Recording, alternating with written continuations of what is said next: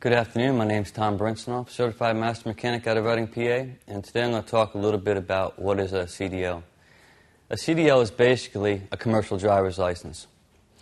The easiest way I can say if you're interested in getting a CDL is look around on your internet and find some of the local schools. I know in the state of Pennsylvania we have All-State Career and Driving Center.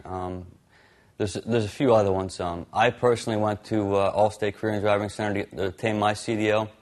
The training course is usually about a month or two long. Some of them actually go a year and a half. But all it basically is they train you on how to drive a semi-tractor trailer. They can teach you how to get your double certification, which is 2 trailers, a triple, which is 3. You can get your hazmat to enable you to drive haul chemicals, fuels, industrial supplies. Basically, you can run tankers, which are basically, they haul milk products and stuff like that out of farms.